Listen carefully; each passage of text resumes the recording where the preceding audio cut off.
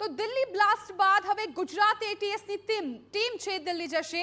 બ્લાસ્ટની ઘટનાને લઈને ગુજરાત એટીએસ કરી રહી છે તપાસ। અત્યારે આ પણ એક મોટી જાણકારી મળી રહી છે કે જે હવે ગુજરાત એટીએસની ટીમ દિલ્હી જવાની છે। બ્લાસ્ટની ઘટનાને લઈને ગુજરાત એટીએસ કરી રહી છે તપાસ। મહત્વપૂર્ણ છે કે અગાઉ પણ જે પ્રકારે ગુજરાતમાં 2 દિવસ પહેલા અડાલજ પાસેથી 3 આતંકીઓને ઝડપી પાડવામાં આવ્યા હતા। હરિયાણામાંથી પણ આ જ પ્રકારની ગતિવિધિઓ સામે આવી હતી અને ત્યારબાદ ગઈકાલની જે ઘટના છે કે જેમાં અત્યારે દેશમાં ખૂબ તંગદિલી ભર્યો માહોલ બની ગયો છે, એ વચ્ચે અત્યારે જાણકારી મળી રહી છે કે દિલ્હી બ્લાસ્ટ બાદ હવે ગુજરાત એટીએસની ટીમ છે દિલ્હી જવાની છે।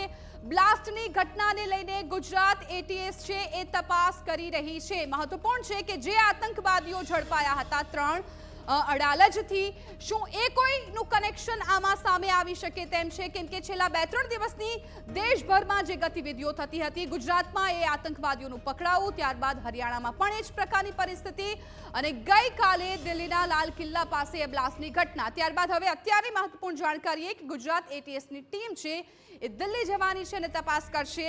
સંવાદદાતા મિહિર સોની આ મામલે વધુ જાણકારી આપવા માટે ફોન લાઈન પર જોડાઈ ગયા છે। મિહિર, અત્યારે શું મોટી જાણકારી મળી રહી છે? દિલ્હી જવાની છે ગુજરાત એટીએસની ટીમ, કઈ પ્રકારની તપાસ રહેશે? જિજ્ઞાસા, દિલ્હીમાં જે કારમાં બ્લાસ્ટની આ ઘટના બાદ અલગ અલગ એજન્સીઓ છે તે સતર્ક થઈ ગઈ છે।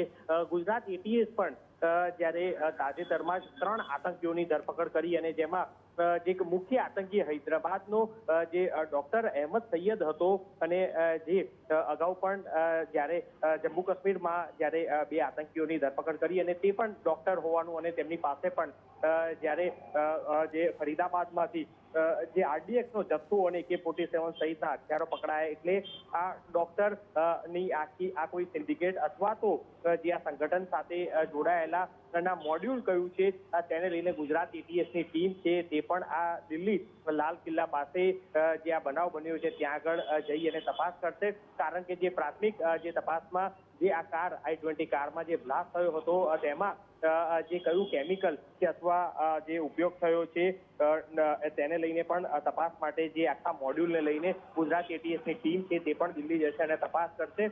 સાથે જ ગુજરાત એટીએસ દ્વારા પણ જે આ 3 આતંકીઓને લઈને અન્ય કોઈ કનેક્શન છે કે કેમ તે દિશામાં પણ સતત તપાસ જે છે તે કરવામાં આવી રહ્યા છે અને ભૂતકાળમાં પણ કોઈ આતંકી જે ઝડપાયા હોય તેમાં પણ આ કોઈ રોલ છે કે જે જોવા મળી રહ્યો છે કે કેમ તે દિશામાં તપાસ જે છે ગુજરાત એટીએસ છે તે સતત કરી રહ્યું છે। બિલકુલ મિહિર, આભાર સમગ્ર માહિતી બદલ। તો હવે ગુજરાત એટીએસની ટીમ દિલ્હી જશે અને તપાસ કરવામાં આવશે।